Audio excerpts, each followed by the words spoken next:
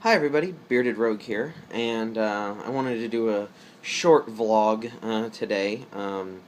I've been trying to get some video content out every week. I know that the last few have been a little slow. I've gotten some Periscope videos up, which aren't very good quality. But today I want to talk to you about another project that I'm working on. And this I've been referring to as the Super Secret Project for the past couple weeks. And that's because we wanted to try to get everything together and get all of our ducks in a row and make sure that all of this was going to really pick up steam and keep going before we really threw it out there to the world. That and one of us is extremely busy running a Kickstarter right now. But what I'm talking about is I am now 1/3 of the hosts of a podcast called Breaking into Board Games. The other two hosts, Ian Zang and Hova, are some people that I met over the course of the last year. I met Gil at Unpub back in February for the first time and got to play Bad Medicine, and which I now have my copy from the Kickstarter he ran earlier this year. I got to play a game that he's prototyping that's really cool that was called Meltdown at the time. I don't know where he's at with it, but it was a really cool idea. He was the first, his games were the first games I played at Unpub, actually. So that was a really neat thing to get to meet him and immediately jump right in with his games. And then Ian I met at Origins at the Publisher Speed Dating event. He was there pitching his game, Melee Magica, which was quite a bit of fun. It was actually, I don't know if it was the first game I played at Origins in the free play area, but I think it probably was. Either way, I really enjoyed it, and it's only gotten better since then, so that's kind of where I ran into these two. So they're both designers. As everybody knows, I'm a unpublished designer. I'm just starting out, and I'm looking to break into the world of design and into the world of board games. I want to be a published designer. I want my games to be out on people's tables, and I want people to be having fun and enjoying them. And that's kind of what a lot of my free time has become devoted to. The videos, the various vlogs and Vlogist and all the conversations, joining Twitter, all of the stuff that's happened in the last year has kind of been me, I guess, becoming officially part of the hobby instead of being the lurker in the background.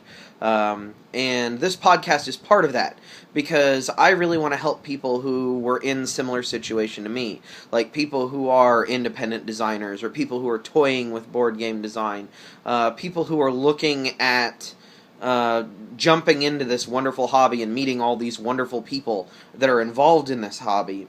And so we wanted to create a podcast that was much more focused on the industry people in the hobby rather than the consumers of the hobby. We are all gamers. Every single one of us is a gamer in addition to any other titles that we hold. But this podcast, we want to be much more focused on resources for game designers, resources for game developers, and resources for game publishers. Now, Gil is an independent publisher with Formal Ferret Games, which is his publishing company. He's released Bad Medicine and successfully kickstarted that. It's now in backers' hands, at least in the U.S. He is almost done with his second Kickstarter for a game called The Networks, which I absolutely love to death and played multiple times at Origins. But Gil has kind of done a little bit of everything now. He's a designer, he's done some development, he attends a lot of conventions, and he loves helping other designers with their designs. He loves trying to help find the core engagement of other people's games and help them kind of bring that to the surface. He's a very critical playtester, and I say that as a humongous positive. Critical playtesters are necessary as a game designer. Like, if you are looking for a bunch of playtesters that will tell you that everything that you've released is perfect exactly the way it is, and you're such a genius, then you're probably in the wrong industry. Critical playtesters are ones who will tell you, this was great, but this didn't work, or this game is an absolute pile of trash and you should stop wasting your time with it. Work on something else. So that's kind of where Gil is coming from. So he's the publisher of our trio. He's breaking into publishing. He's just getting started. Like I said, he's got one game that's out. He's got another game that is in Kickstarter right now. They're both fantastic games. I highly recommend both of them. If you have not played either one, at least give them a play. Bad Medicine is a party game that's really, really enjoyable. I'm not a big party game fan, but that's one that I love. It's making fun of the pharmaceutical industry, but it's not making fun of the pharmaceutical industry in a mean-spirited way. It's kind of joking along with the pharmaceutical industry. My favorite piece, of course, is that every round you're trying to cure a particular malady, and the malady for the side effects of the drug you create in the previous round become the malady that you're curing in the next round. So all of the drugs kind of chain together, which is just so brilliant to me. And very, very humorous to be making pills to cure the side effects from the pills you just sold people. Regardless, Bad Medicine is awesome. And the Networks, which is up on Kickstarter now, is a Euro game through and through. It's you're running a TV network in order to try to get the most viewers, and you're managing different shows in your lineup. You're putting stars on your lineup. You're acquiring ads to make money, to pay for everything, and you're just kind of managing all of those different resources, as well as network cards, which are like super powerful effects. And you're using those to have the most viewers at the end. I've played it with every player count but solo, and I love every player count. I would play it right now if I had a copy sitting in front of me and I wasn't recording this video. So he's the publisher of our group, and he's going to be looking at things and focusing on things from a publisher point of view. And then Ian, as I said, designed Melee Magica. He's done lots of other work. He's currently looking at breaking into the world of development. He's already got some development jobs. He's got a job where he does corporate game design and development, which is totally awesome. And he's really, like, that's what he wants to do, is take games and make them better. Like, that's his real passion. So he loves designing games, but he loves taking games and making them better, and he's really good at it. Also an insightful playtester. He played my game Elements at Origins and was able to distill down what he refers to as the hook in just a few sentences, and the hook of the game was not the original idea of the game, which was something that kind of shocked me. That distillation, that comment that he made, ended up inspiring Build the Robots, which is another one of my designs. So he basically pointed out the hook in one game that kind of became another game, and maybe even a better game.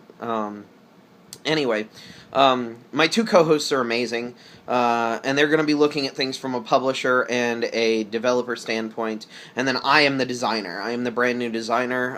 We're going to go through, what do you need to know to get into the industry in these different areas? What should you know as a game designer? How do you pitch a game?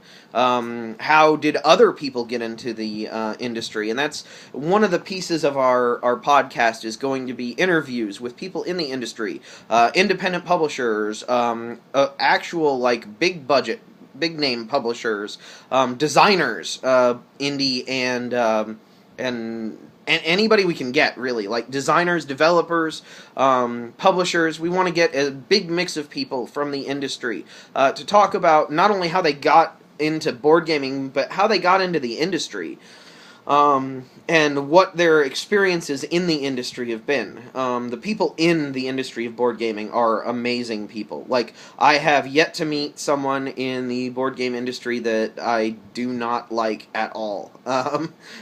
Everybody's been so very nice and so very supportive, and even the ones who are blunt and direct and honest, rather than sugarcoating things, serve a very valuable role inside of this industry. So I'm really excited about this. I think it could become a very good resource for people, and that's what I want it to be. We're very much looking forward to feedback. I'm not sure exactly when the first episode is going to drop. I know that we've finished all of the editing and everything, and it's ready to go. So it's probably going to be dropping here very shortly if it hasn't already. And once it's up, I would love for you to give a listen. The first is just going to be an introduction for all of us, and kind of what our background is. And then the second episode will be following shortly. We're looking at probably an every 2 weeks release cycle. That's our goal anyway, and anything in between, there may be some individual stuff here and there. I'll still be doing these vlogs as often as time permits. We'll still be doing all of our publishing, designing, and developing. This is just another thing, another way for us to interact with the hobby and give back to the hobby. So, yeah, that's breaking into board games. That's what's coming up. Yet another thing coming up for me. Anyway, I've rambled long enough. Please check us out. Please give us any feedback that you have. We'd absolutely love to hear it. And Bearded Rogue signing out. Later, guys.